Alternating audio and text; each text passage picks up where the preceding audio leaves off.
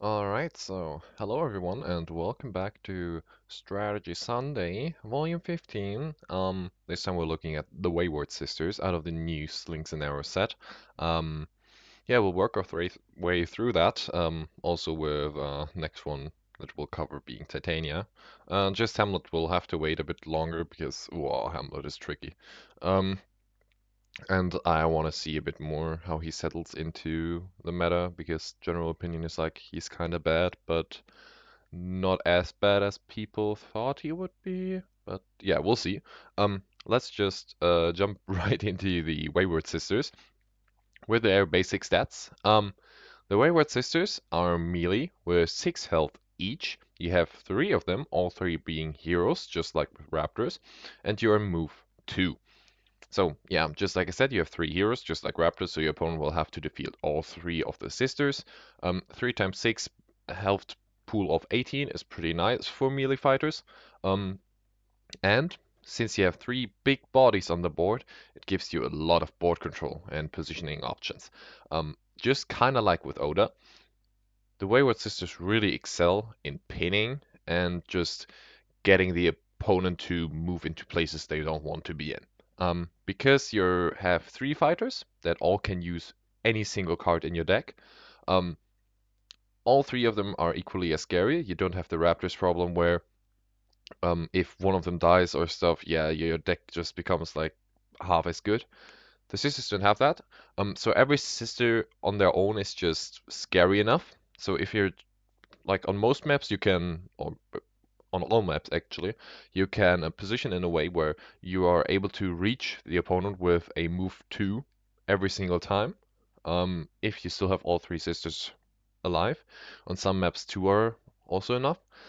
So that gives you a lot of board control, a lot of pressure potential, and it kind of negates the fact that you're moved to melee um, next to your ability, which we'll get to next. But yeah, so it's actually not as bad as you would think, with just having like 3 low health bodies with move 2 melee.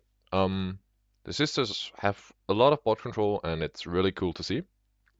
And yeah, 12 unique cards make the deck quite consistent, which is pretty good to see. Um, but of course, as always, there's a catch to that, which we'll come to now, because your character ability, it says Bubbling Brew. Your cards go into your Cauldron instead of your discard pile. After you attack, you may cast one spell that you have the ingredients for. If you do, discard all cards in your Cauldron. Okay, so similar to Shakespeare or Little Red, your cards kind of have a new sign or ability on them. Um, in this case, you have 3 different ingredient symbols on your cards, being like the lizard leg, and bat wing, and then this snake thingy. Um, to be honest, the lizard leg for me at least looks more like a claw, so I'll just refer to it as a claw because I'll never remember it as lizard leg. Um, maybe that's just me. Who knows? Tell me in the comments. These symbols can, in combination with each other, give you different effects if you cast a spell after an attack. And you have to note you can only cast a spell after you attack, so not after you defend.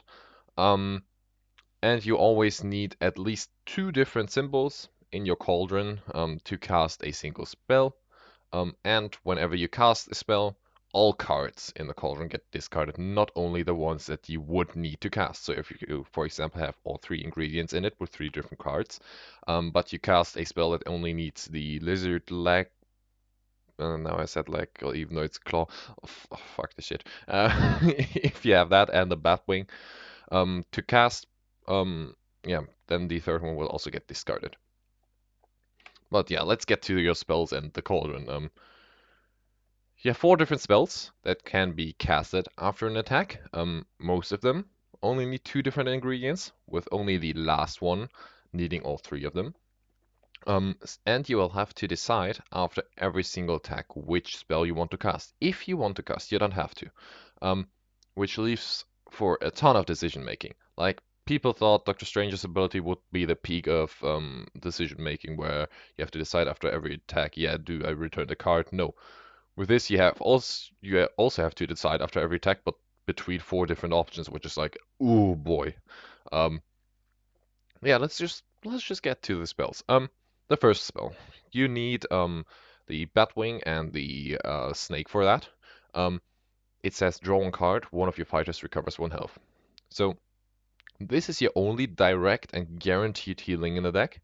Um, and it can give you, of course, an insane health pool. You already have 3 6 health fighters, leading to a total health pool of 18. If you just use this spell maybe 4 or 5 times in a game, that gets your health pool like above the 20s, which is really, really good. Um, the draw is kind of nice, but remember, if you do this, you always draw at least 2 cards per turn, which can be nice early game for pressure, but if you like think longer wise regarding fatigue, it can kind of be like the T-Rex ability where it becomes a detriment. Um, the recover 1 health, of course, helps a bit, but since you would take 2 damage from drawing a card in fatigue, it's actually a -1 trade that you get. Um, but I think in most cases it's still worth it because sisters aren't really a fatigue fighter because, of course, you only have 6 health on each of them. So if you're up maybe against like She-Hulk who has 20, she gets like 7 extra maneuvers in fatigue just from the get-go. So yeah, sisters are not fatigue fighters, so you don't care about that as much. But yeah, this spell is just really good to keep up draw while attacking, to like get some health back while attacking. And for me, this is optimally used if you pin your opponent and just attack twice per turn. And maybe like draw once with this spell, and then like for the second one you just play a snake or bat card, and then on your next turn you can like for the first action draw again and heal. So you can keep up pressure with attacks while always consistently drawing and also healing your fighters up that got damaged when your opponent attacked them. And yeah, that's for me at least the best use case of the spell, and it can lead to some really good pressure game, especially if you pin the opponent. Um, and well, how do you get your opponent pinned? Well, let's talk about the next one. The next spell needs the snake and the claw lizard leg, however you want to, I don't know how I'll call it. Um, it says move any fighter up to 3 spaces. Um, that's actually really cool. I already said it before in your ability that yeah, move to melee sounds kind of bad. You have this spell which can just move any fighter. That can be an opposing fighter, it can be one of your fighters, up to 3 spaces, which is like really cool. Um, Usually, what you do is move the opposing fighter, just because, well, if you move your own fighters, well, you could also do that on a maneuver action. You could move all of them, and you rarely get the chance to move the opposing fighter, which is like usually better positioning wise. Cool things that you can do with this, of course, is maybe move someone into the pit on Raptor Paddock, move someone to low ground on Hanging Gardens, move someone next to a +2 token on item maps, move someone into a space where you can second action pin them, or whatever. Um, or, yeah, if you're like maybe up against Wukong or Drag or any 1 health sidekick character, you can attack their sidekick and then move the hero in front of the wall of sidekicks.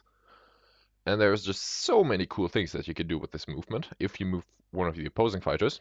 Um, it's really good to isolate targets, to pin them, or even if you're like in the point where you're kind of up in fatigue, you can also like move the opposing hero like 3 spaces away to create a 5 space distance or something like that to make them boost. Um, it's just really cool. It won't be as useful every time since it's also like kind of map dependent on how good you can use it. But in the cases where it does help, it excels insanely good. Um, yeah, third spell. You need the claw lizard leg. I think I'll just call it lizard leg. I've said that too often now. The lizard leg and the batwing, and it says do 1 damage to a fighter that shares a zone with any of your fighters. So that's like pretty cool to deal with 1 health sidekicks because you can just after an attack, maybe you attack one of them, then just bam, you ping off another one. And it's also pretty good that it says in any of your fighters' zones. So it doesn't have to be in the zone of the fighter that you were attacking with, which gives you like a bit more option if you still have all 3 sisters around that you can kind of always ping anyone that you want. which is quite nice just to keep up a bit pressure to chip away at your opponent's health. Maybe if they're like a 13 health hero with no healing, Black Widow, um, you can just like ping them down and yeah, nothing they can do about it. It's just pretty good. It can also just be used for consistent damage. If you're up against, well, sisters don't really have the big attacks, of course, if you have ability like this. Um, it can just be used to chip away at the opponent's health. It won't seem like much, like 1 damage here, 1 damage there, but it will add up over time. It just depends on how you use it, and yeah, of course, best way to use against one of sidekicks, you can just bam, nuke them. Really cool. And then the fourth spell is probably the most versatile, which is why it needs all three symbols. It says gain one action, but at the same time, I think it's the worst one. It's the most versatile one, but it's the worst one. That's funny. Um, because of course with a action you can kind of do everything. You can attack again, you can maneuver away, you can play a scheme to do anything. You have like basically all the options that you would have with your other cards, um, with your other spells. With the first one being draw, yeah, you could do that. With the second one moving, yeah, you could do that. Or dealing 1 damage, yeah, if you attack, you could probably do that. However, it doesn't really excel in one of the things. If you want to draw, with the first one, you could also just recover in health again. If you want to move, yeah, you could move every of your fighters of the 2 spaces, which is okay, but you could also just cast the second spell instead and move the opposing fighter 3 spaces, which means they will probably have to boost if they want to get to you, or you can do your positioning stuff, like I said before, or you can deal a guaranteed 1 damage with a third spell without like just relying on your attack to hopefully deal one, because like I said, your attacks usually aren't that high of a value. So yeah, it's cool if you like get the chance to maybe play 2 actions, gain spells after each other for a nice action gain turn. But other than that, I really don't like using the action gain. I think the other ones are just way more like useful for you in any given situation, because if you could do the action gain, you can do any of the other three as well. So no matter what you want to do, if you want to move away, well, just play a movement spell. If you want to draw, well, you could also play the draw spell and heal. If you would want to attack again, well, you could just play the damage spell and deal 1 damage guaranteed. Of course, there are exceptions to this. If your opponent is at low hand size, you probably just want to attack to keep their hand size even lower and make them force a block card or don't defend. Um, but yeah, I don't really like the action gain spell. Maybe it's just me and how I play sisters, but at least it's quite nice to have the option to get like a 4 or 5 action gain turn. Um, so yeah, that can be scary and sometimes easier win condition, but I just like the others more. And yeah, let's get into the cards. We have a 4 value attack, any. I'll just skip the any from now because all of their cards are any's. Um, with the Lizard Leg, you have a boost value of two copies. It's all seeing familiar. It says immediately return a card in your discard pile to your Cauldron. And after combat, if you want the combat, look at the top card of your deck and put it in your hand or Cauldron. So 4 value attacks are good.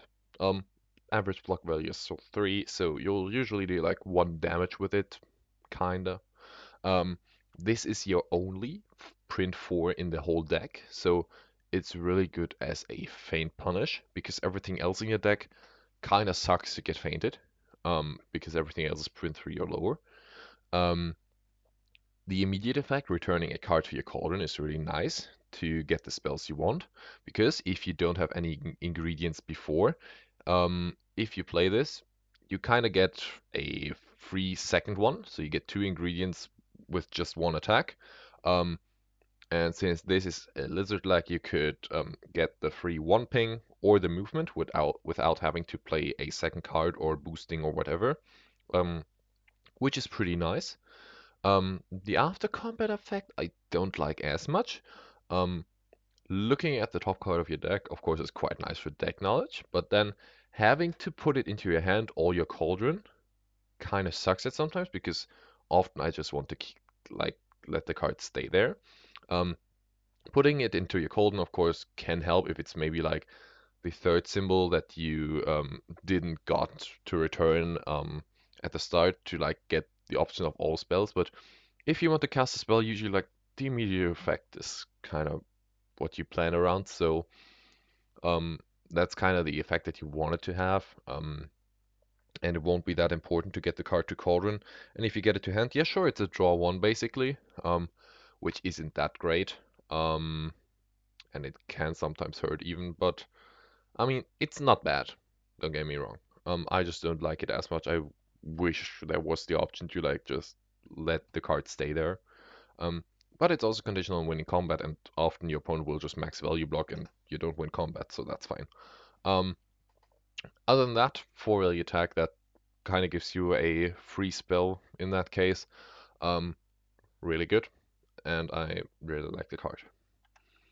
Next up, we have Double Double. It's a 3 value attack with, again, Lizard Leg, and it has a boost value of 2 with 3 copies. It says during combat, increase the value of this card by +1 for each different ingredient symbol in your cauldron.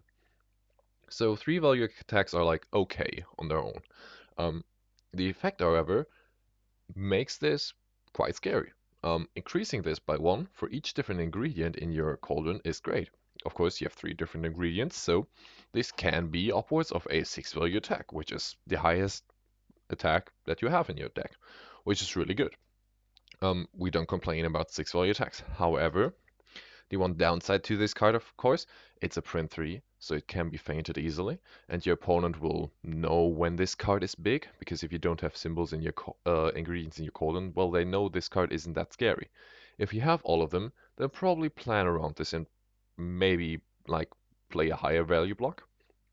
And if you already have all 3 of your symbols in your cauldron, if you play this, since this will go in there as well after the attack, no matter what spell you cast, because you have 4 cards in your cauldron, meaning 4 symbols, you at least waste one of them, which isn't that big of a deal, sure, because it's just 1 out of your 30 cards, but in some situations it's worth to think about, just as a small downside if you want to get perfect value, which you don't need. But if you just want to go for that, it's like a thing you have to consider a bit. But I mean, a 6 value attack is still a 6 value attack, so you don't complain about that as much. And this is actually still not bad if you throw it as 5. So yeah, just really good card overall. Just a bit sad if it gets fainted. And then next up, this card is a controversial one. Hurly Burly, 3 value attack with the snake this time. Boost value of 1, 3 copies. It says, during combat, reveal the top card of your deck. Your opponent chooses.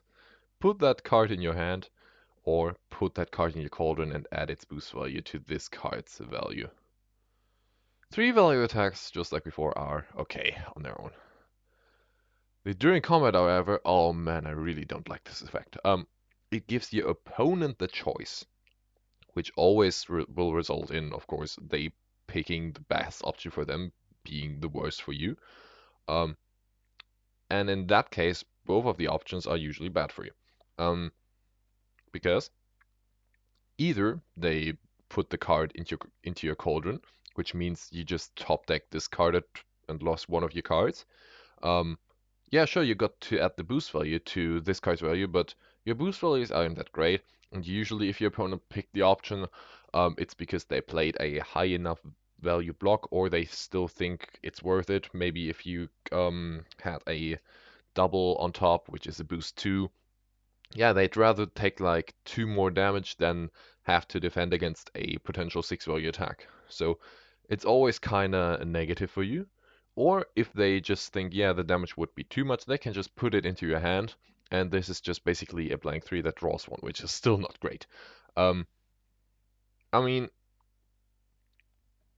I really don't like this effect. I don't know why it's at the opponent's choice. Maybe it would be strong if it's on your choice, but it's not great. I think it's best use if you manage to line it up into defensive during combat boosting effects. For example, if you're playing against Houdini, who plays a Grand Escape on defense, or maybe T-Rex, who plays a Thrash, or you're just making her angry. In that case, since the opponent has to choose whether to boost first or not before they get to reveal your top card, it makes their choice a bit harder because they don't know the value of your card yet. In that case, this card is actually pretty good, but then still you have the problem of they could just maybe boost really high to a 5 or whatever, and then yeah, they will definitely like make you discard. Um, so yeah, I don't know. I just think this card is pretty situational and not that great. Um, really don't know why the effect is at the opponent's choice, but whatever. It can still be nice combined with one of your other cards that lets you control like which card is on top of your deck. Um, in that case, yeah, it can be quite nice, but that's also like pretty situational depending on which cards are on top, and yeah, not great, but hey, it could be a high value tech. So yeah. Next up, we have the Stars Align, which is a zero value versatile with Lizard Leg, and you have boost value of 1, 3 copies. It says during combat, the value of this card is equal to the number of different zones all of your fighters are in. So first of all, zero value versatiles. What is this? Have we ever had one? I don't remember. I don't think we ever had a zero value versatile. Correct me if I'm wrong. I don't know. On most maps, if you still have all three sisters alive, this will be kinda a reliable 5 or even a 6 value versatile, which is really good. Um, this is also the only real card that requires more than one sister to be alive to be actually useful, because of course, if only one is alive, this can be a max of 3, which is not great. Blank 3s are not great, and usually it will be worse. But that's why you want these as early as possible, while all 3 or even 2 sisters are still alive. Because, I mean, this is really good if you can play it as a 4 value versatile, 5 value versatile, 6 value versatile. That's like where this card is really good. Um, of course, it sucks to get fainted, but I mean, it's still a good card if you get it early enough into the game while your sisters are still alive. So yeah, good card overall. It just like benefits again from good positioning on your side, just like always with the sisters.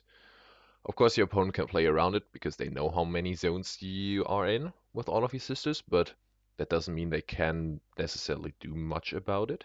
They just know, oh, you are able to block 4 or 5 right now. Yeah, what should they do?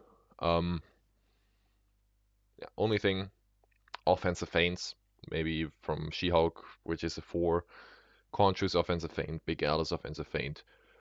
Think about it, offensive feints are really good against sisters, and this would suck really hard if this gets offensive feinted. Yeah. Anyways, still good card. Let's get to the next one, which is Ward.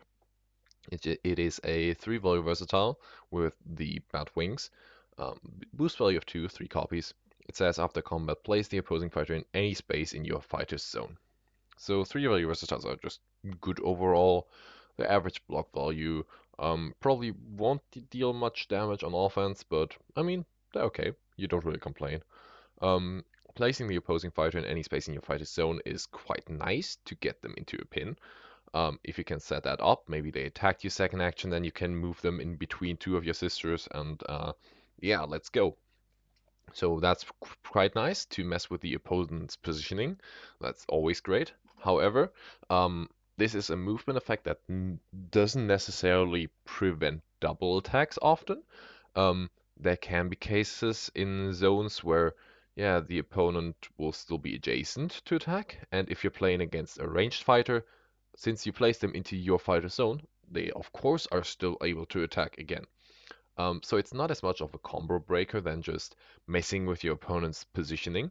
Of course, you can prevent your opponent from being able to maybe attack a different sister. Um, if they were on the try zone before and could also like attack another one that's weak, but you move them like in this sister zone, which is then only a single zone, and then yeah, they're only able to attack the sister that you played the card with. But I mean, that's a bit of a niche use case. Um, and also one thing I forgot to mention, the placement has to be in a zone of the sister that you played the card with. So it can't just be in any of their zones, which would be quite cool, to be honest. I would like that change. But yeah, overall, just good card. It's quite nice of block because you rarely attack with it. Um, and yeah, I mean, it just helps you to get a pin, which is like the theme of the deck, kinda. And your usual game plan at the start that you go in with. Um, so yeah, good card overall. You don't really complain. Next up, we have Fire, Burn It, Cauldron, Bauble. Sorry, that song from Harry Potter 3 is just still in my head. I hope some of you can relate. Um, Immediately, return a card in your discard pile to your Cauldron. Oh, and it has a boost value of 2 and 3 copies. I totally forgot, and it has the Batwing. Yeah. 3 value versatiles are good. I mean, just like before, average block value, you don't complain.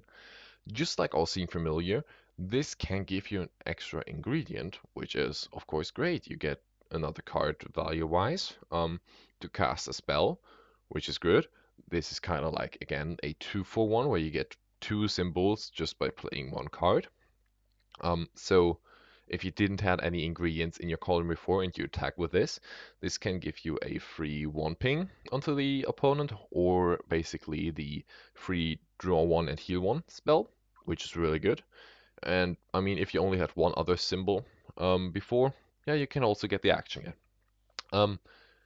However, since this is a versatile, this can of course also be played on defense. So, if we imagine your opponent went in and attacked you because you didn't have any ingredients in your cauldron, thinking, yeah, you won't be able to get an easy action chain turn, holy, because you only play 1 card on defense, meaning you have 1 symbol, then you attack first action, you have 2 symbols.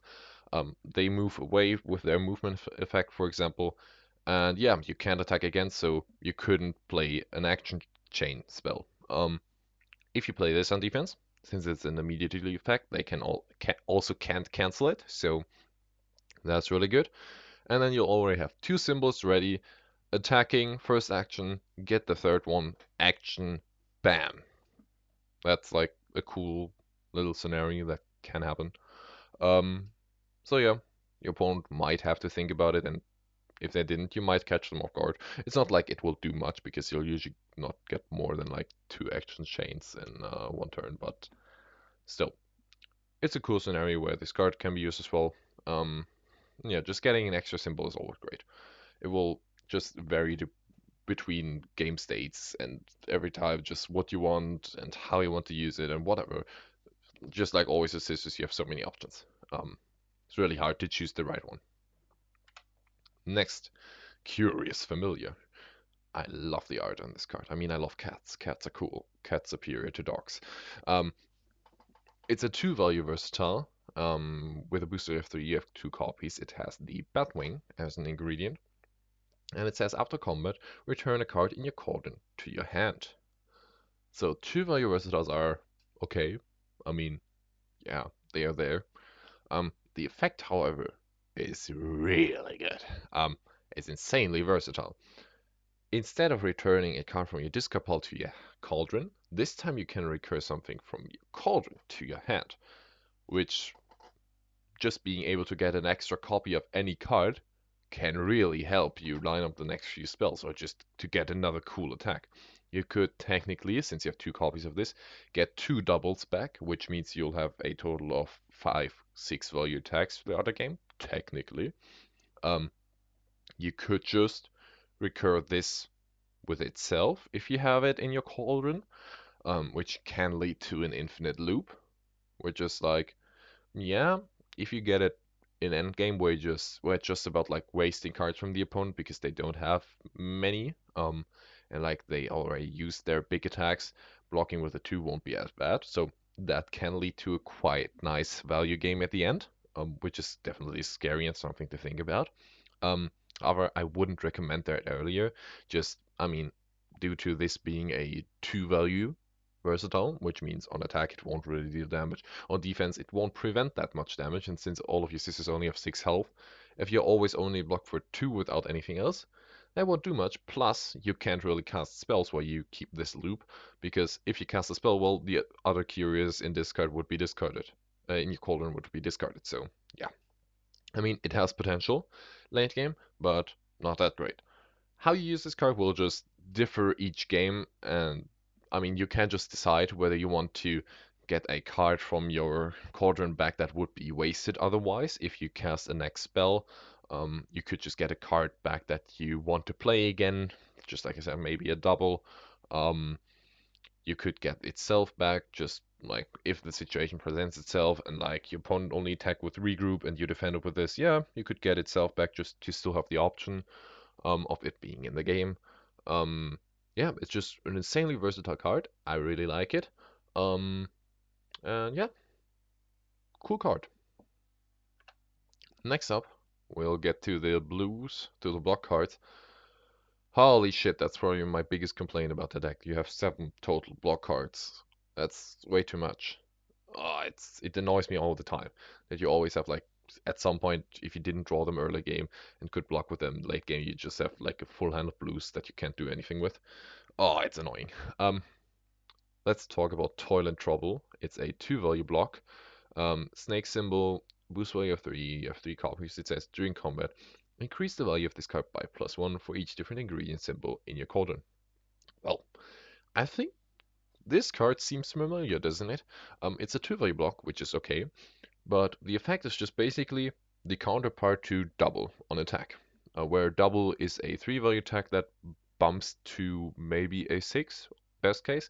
This is a 2-value block that bumps to, in best case, a 5, which is really good. I mean, 5-value blocks are insane. That's probably the highest like normal block that we've seen, if we don't count something like Bewilderment. Um, in that case, however, as with double, you also waste symbols, because with double, if you attack, yeah, you already had 3 in there, you played a 4th one, so you waste 1 card.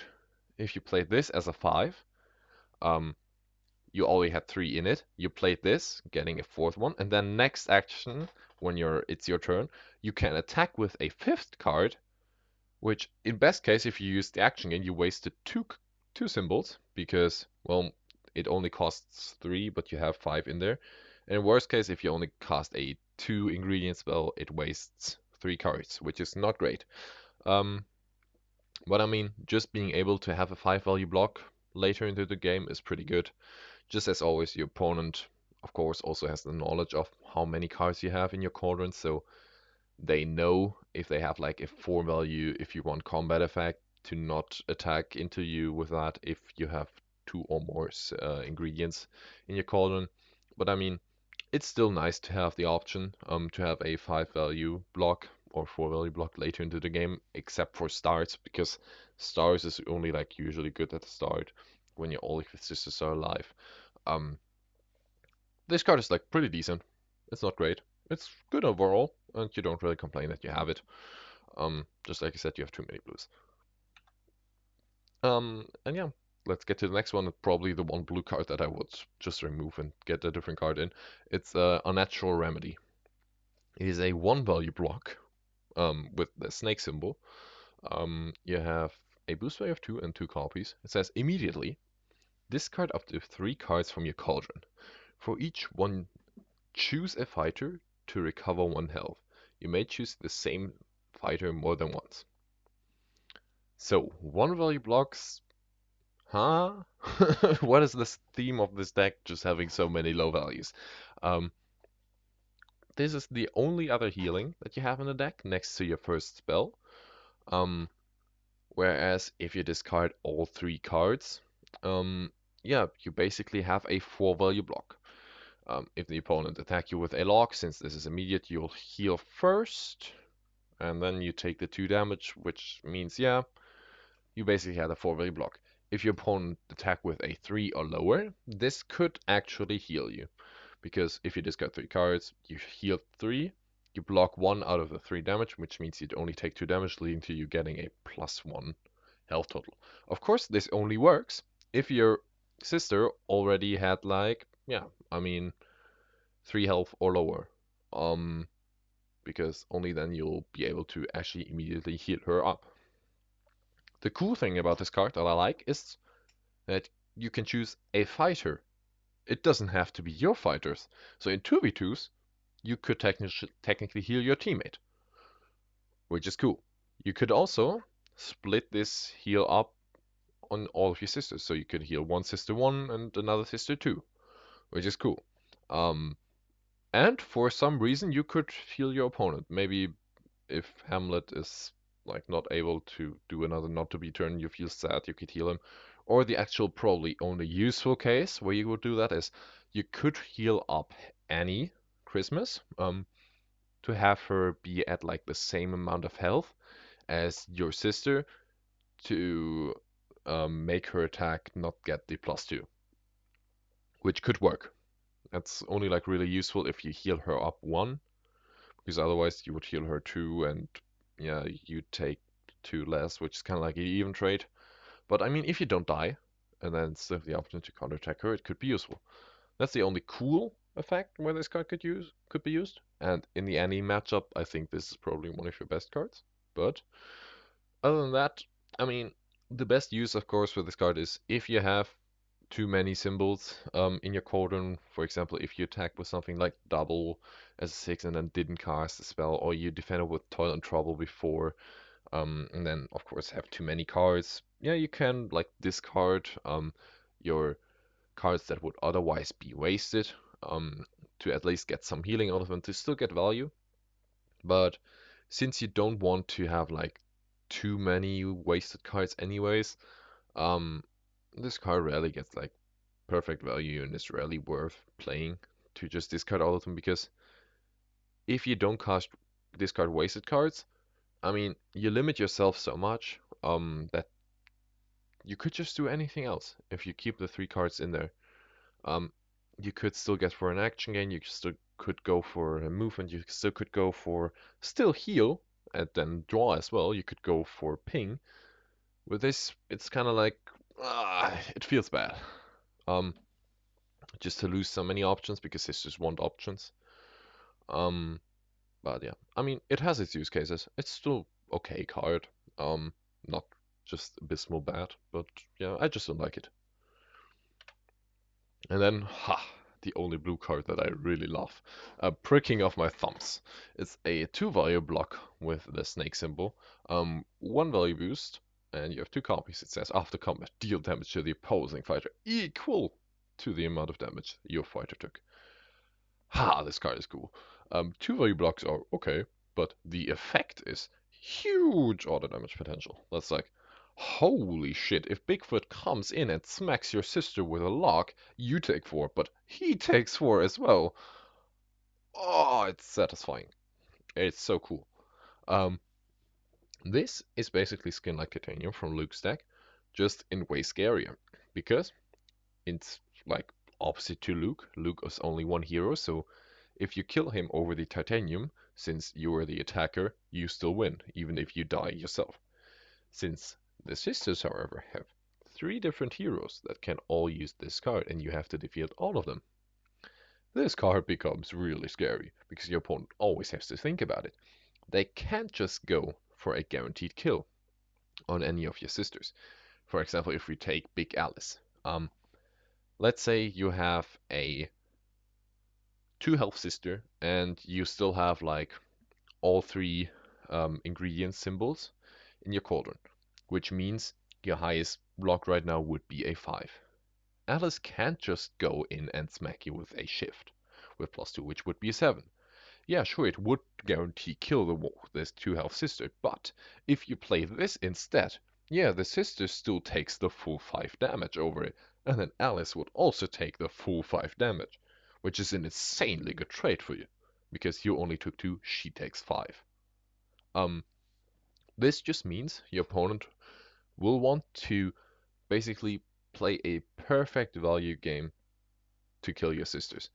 They don't want to use their big attacks to finish them off, which limits their options so much. And even if they like got a perfect trade where they took 2 and you took 2, it's still 2 damage that you got in return, which is still not bad. I mean, you already have a ping ability. If you can get even more pings and all the damage with this is really good. And since you have three bodies, chances are that the opponent will probably take a bit more than you did. Just because, yeah, your fighter probably dies, but they will take the full damage. So, which that's just really good. This is an insanely scary card, and definitely one of your best, especially against like the big smackers like Luke, Achilles, Bigfoot, Dracula's Beast Form, which is like the most extreme case probably. Um, really, really good card. I love this card. It's really sad that you only have two copies, but of course you can also recur this with something like Curious Familiar to have like four prickings, which is holy shit. I love this card. Um, let's get to the next one. Prophecy. It's the first scheme that we have. It has the lizard leg as a symbol.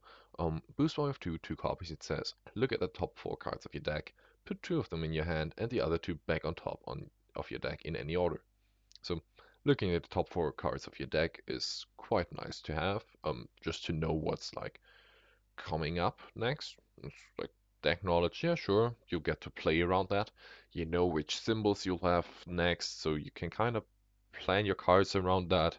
If you didn't have any ingredients yet in your cauldron, you can think, okay, if I maneuver now, um, I get that one, and then I can do this, and yeah, whatever. Um, you can play around the knowledge with your spells, which is kind of good. It won't like impact you so much, where it just says, "Oh shit, okay, I have this option now." Usually at least. But yeah, this is a pretty good setup card if you can attack with something like Hurly Burly, second action. Um, since you know which card is on top of your deck, so you will also know maybe if it's a 3 boost that even if your opponent discards it, you'll at least have a 6 value attack with Hurly. So it makes like the effect of your opponent being able to choose less painful for you. Um, or it could be nice for an all-seeing familiar to guarantee an action gain. Um, other than that, I mean, it's a scheme, so you can instantly play it to put a card, in this case with the lizard leg, into your cauldron. If you don't want to attack with something first action, or you just don't have a lizard leg attack card, for some reason, you can then like attack with the Batwing second action and still get the one ping or whatever.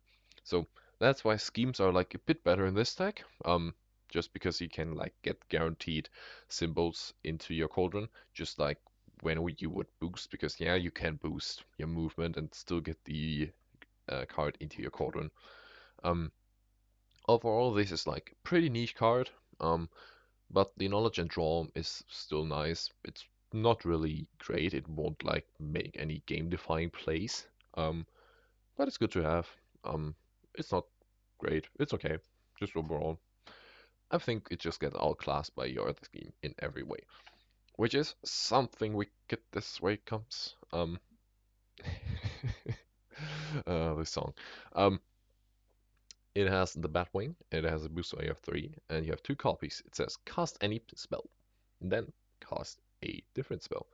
Do not discard any cards from your cauldron to cast these spells. So yeah, just being able to cast any two spells is great.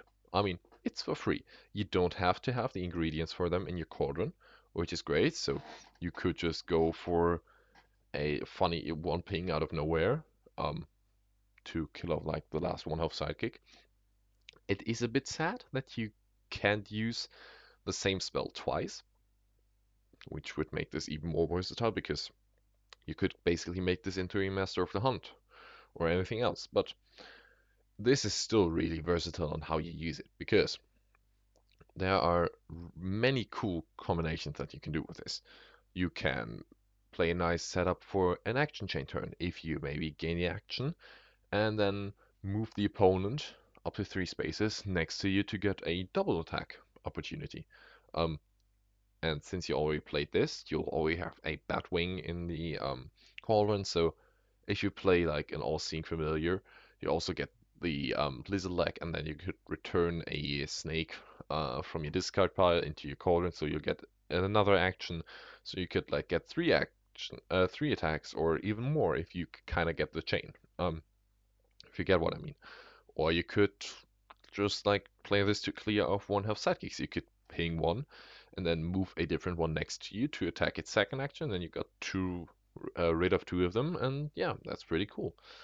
The options with this card are just great. You could also like gain an action and draw one, heal one to just like keep up draw and heal without spending an action or anything else. Um, yeah, this card is just really, really good. It's insanely versatile. Um, and yeah, I love this card. I mean, not much more to say about it. It just always depends on how you use it in every single situation. And this card is always useful. Like, your spells are so different and all of them do so specific things that this is always useful. You never complain about having this card. So, yeah, conclusion. Wayward Sisters are insanely versatile fighters with many decision points throughout the game, probably the most that we've had yet. However, how and when you use which spell will be really hard to determine and balance every single game and in every matchup. Um, it will just come down to you as a player and how experienced you are with just the game itself and the sisters and the matchup that you're playing them in. Um, just from like when I started playing them and tested different matchups, holy, I was getting my ass kicked at the start. I thought they were really weak. But then I found a first strategy, and then it was kind of evenish, the matchup. Then I tried something different out, and it was a bit better. Then I mixed them together, depending on like what game state we were in, and yeah, suddenly Sisters became like really fucking good. They're incredibly hard to play, optimal, just because you have so many decision points when and if you want to cast any spells. If you maybe just want to keep your ingredients to get a good double or a Toil and Trouble on defense. Um, if you want to just go for one pings, if you pin the opponent and pressure them down, if you move any of your fighters, if you want to go for an action gain, whatever. It's so complicated and it's really hard to always choose the right one. Um, they kinda excel in everything because they can just one ping every attack kind of if you perfect play them, which is insane. They could also just have a health pool of 30 throughout the game, which is insane. Um, they could also just go for a 5 or 6 action turn, which is insane. It's just how exactly you manage to get your symbol, to get your ingredients into your cauldron and what you do out of them. Um, it's just, well, it's hard to do. Um, they have a shot in most matchups just due to their high aggression and pressure of game. If you manage to pin the opponent and get like a good chunk of turns, even if they manage to like escape after two like turns, yeah, sure, that's still like a lot of attacks that you got onto them. Um, if you don't know how to approach a certain matchup, I would recommend to not rely on a specific game plan from the start. Um, like just going for one pings, which I've seen like in the loop matchup. Many people I've seen play it.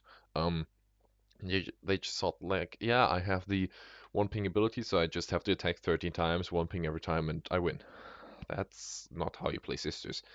Um, I would recommend first of all to get as much value out of your ingredients as possible. Just because you'll have so many options and so many additional effects, even if it's just like a movement here, one draw there. Just try to get as much value as possible to actually see what each of your spells actually can give you. Um, what is like the perfect use for them and in which situation they were good and which not. Um, you'll have so many options just by like using all the spells that you have, that you'll be able to adapt to basically any situation throughout the game. Um, in which case, you're probably not as bad as you would be otherwise if you just stick to one certain game plan. Um, However, if you do aim for a singular game plan, because this is just way too complicated thinking about everything every time, in most matchups, I think the most reliable and consistent strategy is probably just to get your opponent in a pin and spam the heal spell to keep up double attacks while drawing and healing your fighters. It's probably the most consistent game plan that you have because the pressure game is insane. Like you can outdraw T-Rex.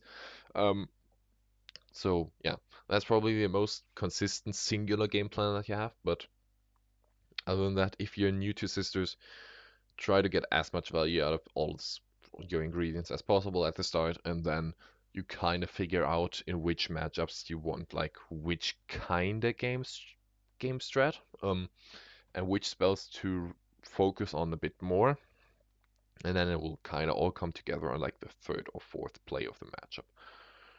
So yeah, insanely complicated, but insanely cool. I love them as a concept, just because I already liked Little Red. She's my favorite. I already liked Shakespeare from the mixing and matching of the lines. So I already knew I would like them, but yeah, they're slowly but steadily crawling up my tier list on how much I like them as well.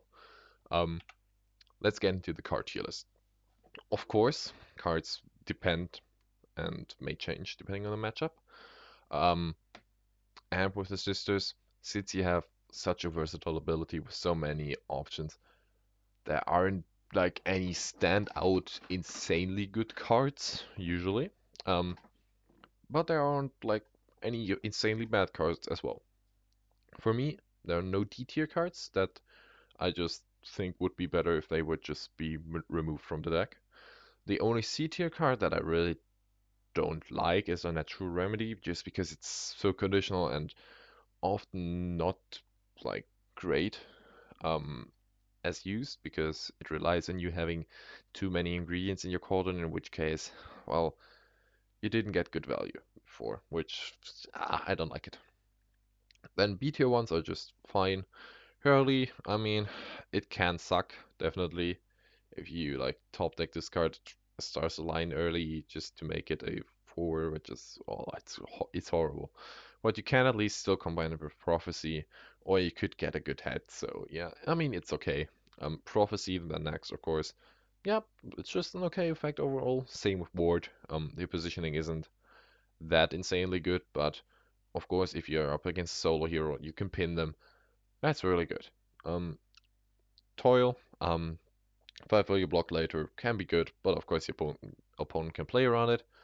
Then the A tier cards that are like pretty good. Um, Curious, just probably the most versatile card in the whole deck. Being able to play around your symbols in your Cauldron, getting like additional cards from like S or A tier back. It's just really good. Then Fireburn and Cauldron Bubble, just again versatile. You get basically an additional ingredient, which is really good because, well, the sisters all rely on your ingredients, of course. Um, then double, I mean, it's technically a 6 value attack. You don't complain about that. It's really good. Just sucks to get fainted, and of course your opponent can play around that. And then Stars Align. Stars Align would be an S tier card if you get it early game, but since like one or two of them could also be buried, and then you have to play them as blank twos. I couldn't put it in S tier. And then the three cards that I think all of your games will kind of play around. Um, these three cards will probably make the most impact in any sister game. First of all is Something Wicked This Way Comes.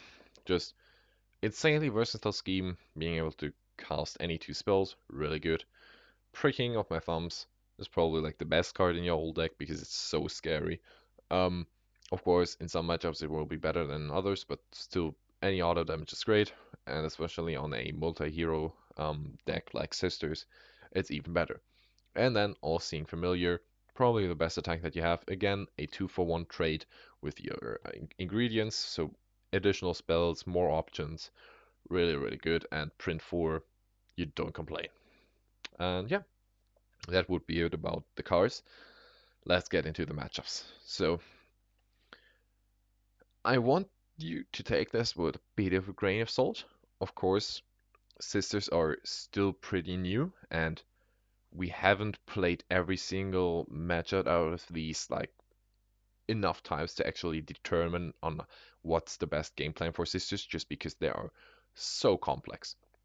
And you have to decide every single game on how you actually play like around your cards and your ingredients. So this could very well still change in the future, just like in the next couple of months if some matchups get played more and you'll find a different strat with maybe actually just going for one pings or just going for a pin or whatever. Since sisters are so hard to navigate, I think some of these matchups could still shift in the future.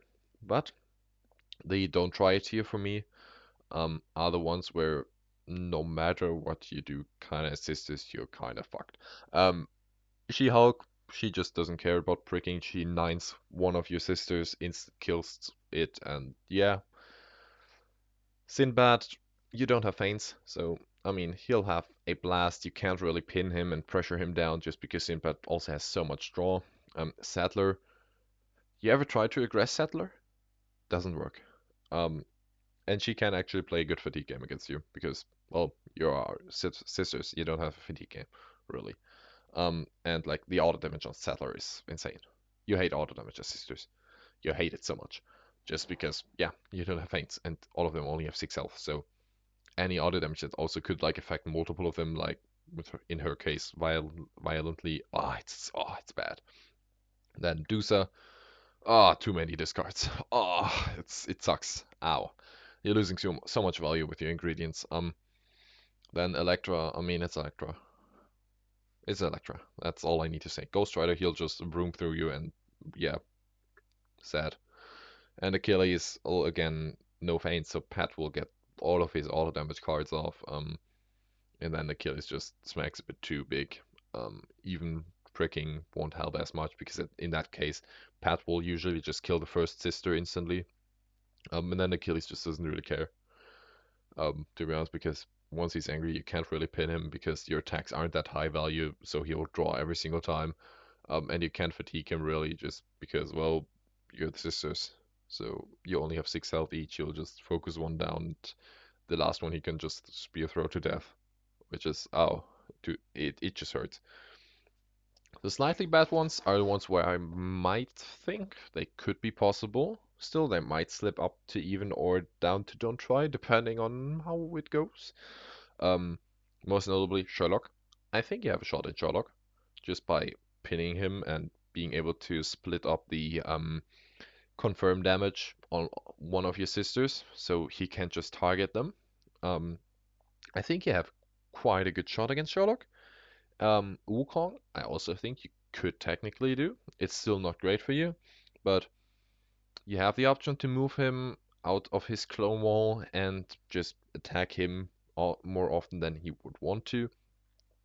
Yen, of course, Yen has an insane health total, and since you don't have feints, double attacks will be they will hurt. Um, but you could move her out of her Archie's zone and then also get her into a pin if she doesn't have Stallion. Yeah, that's quite a lot of damage and quite a lot of pressure that you could put on her because Yen doesn't have draw. Um, Bullseye, Bullseye, like pinning against Bullseye won't work. Same with Houdini, they will just boost out of there or play their card effects. Strange I think is doable by one pings, because he will one ping himself basically for his ability, and if you get like a few one pings on him yourself, you probably have a shot. Bigfoot, there's just everything relies on pricking. If you get good prickings, you win. If you don't, you lose. Um, Kind of same with Raptors because they won't be able to pin you and get their high damage, but you also won't be able to pin them.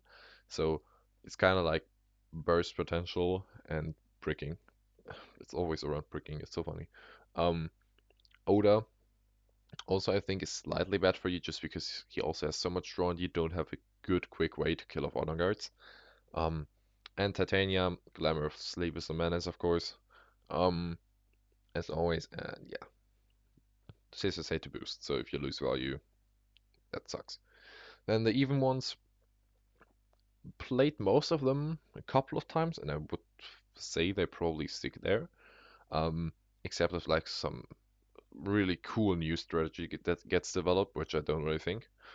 Um, Most notably in the even ones that are like really relevant right now, Luke, Moon Knight, Little Red, Tesla, Tomoe.